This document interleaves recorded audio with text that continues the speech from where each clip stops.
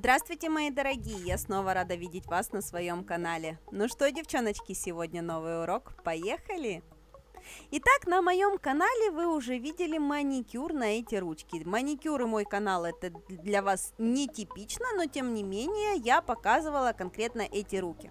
И знаете, что я вам скажу? Что зря я на эти конкретно руки сделала маникюр до, потому что кожа у нас у этой клиентки очень мягкая, очень-очень нежная, и любое прикосновение пилки отзывалось для этой клиентки потом неприятными ощущениями. Поэтому я зареклась на этих руках делать маникюр до наращивания. В следующий раз будем делать только после.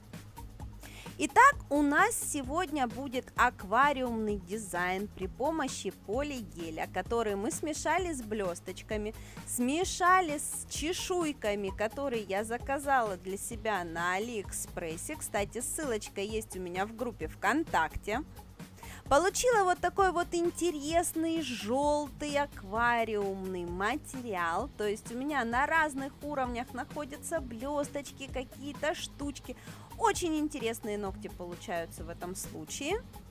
И именно этим материалом я выкладываю сначала один пальчик и потом на форму доращиваю еще один, потому что моя клиентка его поломала. Поэтому подставили форму и прямо на нее в одну капельку выкладываем материал, который нам необходим.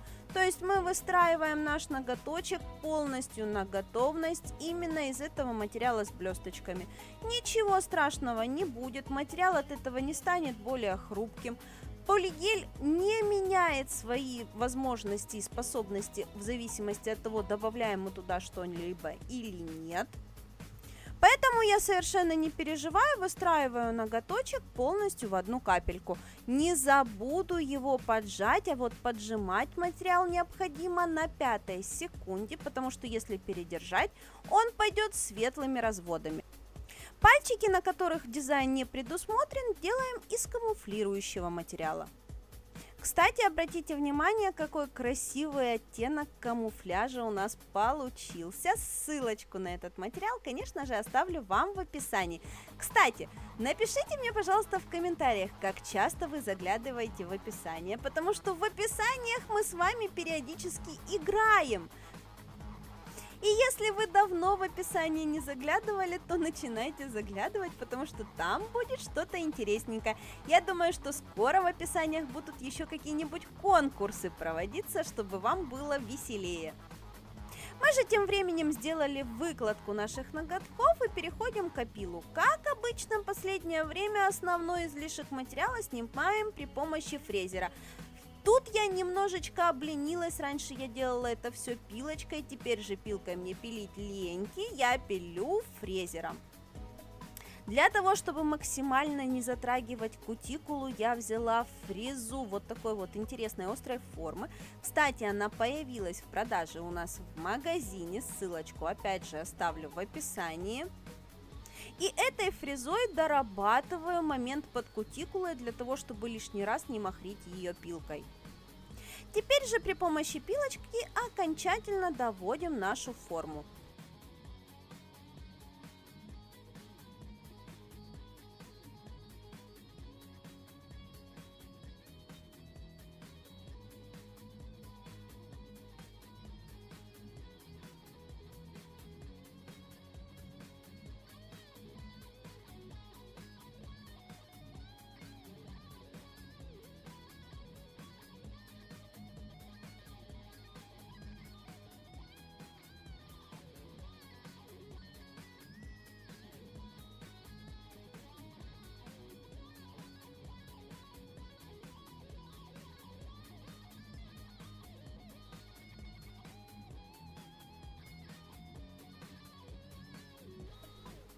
Покрываем ноготки красивым кирпичным оттенком с легким шиммером.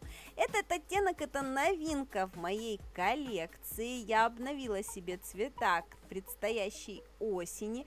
Вот таких вот кирпично-красных цветов мне не хватало. Поэтому ссылку, если вы ищете тоже такой красивый цвет, ссылку, конечно же, напишу.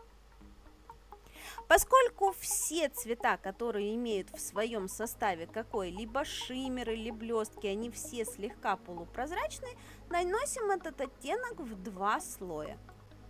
Но в принципе я вообще любые цвета крашу в 2 слоя, вне зависимости от того, есть там шиммер, нет там шиммера, полупрозрачные они или еще какие-то. Я все равно буду наносить их в 2 тоненьких слоя. Как обычно, на втором слое доводим материал к кутикуле и к боковым валикам. И, собственно говоря, ногти, которые без дизайна, на этом у нас готовы. Останется их перекрыть финишным покрытием, и все.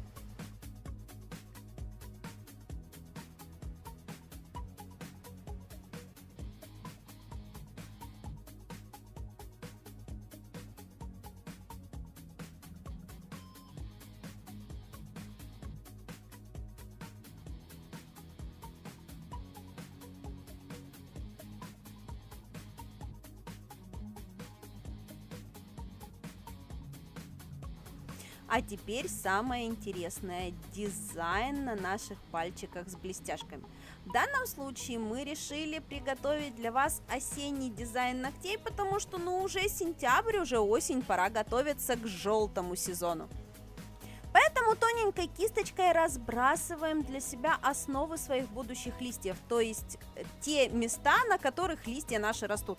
Как это, стволы листьевые, как это называется, не знаю, но тем не менее набросали себе линии, и на этих линиях начинаем прикреплять при помощи плоской кисти наши лепестки, то есть листья наших, не знаю, опять же потерялась совсем, как это, листочки наших листьев, это же не лепестки, это листочки.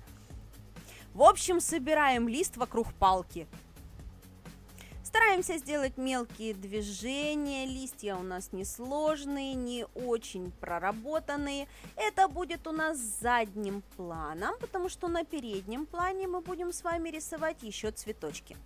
Опять же, обратите внимание на то, как повернута рука у нашей клиентки, потому что для того, чтобы рисовать китайскую роспись, если нам не с руки ее рисовать в другом положении, то мы можем повернуть руку так, чтобы нам было удобно. При этом клиент не испытывает каких-либо неприятных ощущений. Все комфортно, все аккуратно, рука у клиента в двух местах не ломается.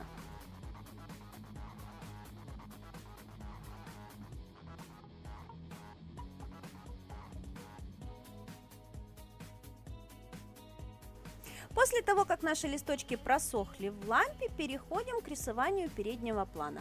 Как я говорила, на переднем плане у нас будут цветочки. Цветочки у нас будут очень меленькие, поэтому стараемся рисовать буквально уголочком кисточки, таким образом, чтобы цветок не получился на весь ноготь и не закрыл наши листья.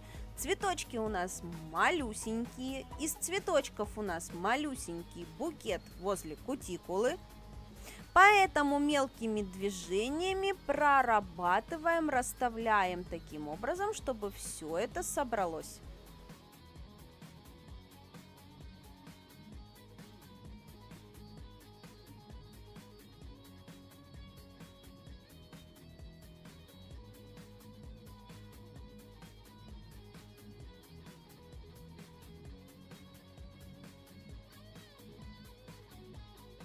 Теперь я решила бликануть свои цветочки для того, чтобы они смотрелись поярче. Набрала на уголочек кисточки белой краски и прорабатываю те лепестки, которые самые светлые на моем цветке. Прорабатываю буквально-таки точечно, расставляя только акценты. Но при этом слежу за тем, чтобы мои акценты не смотрелись отдельно на лепесточке, а сливались с основным лепестком и выглядели его частью. При помощи более темной краски углубляю центры цветка. Ставлю точечки черной красочки, немножечко вытягивая из нее полосочки в сторону краев лепестков.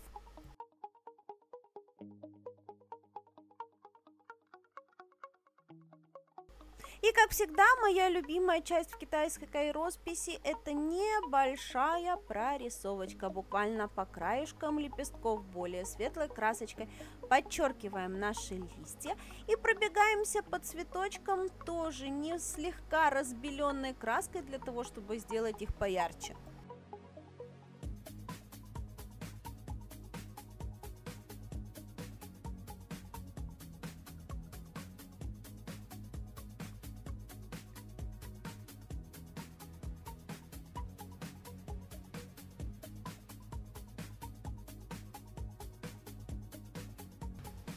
В центре цветка добавляем красивый, есть у меня такая себе манка называется, которая не блестит, но по форме выглядит как блесточки, такие не блестящие желтые блестки. Вот именно из них мы имитируем центр нашего цветочка. Можно было точно так же поставить точечки желтой краской.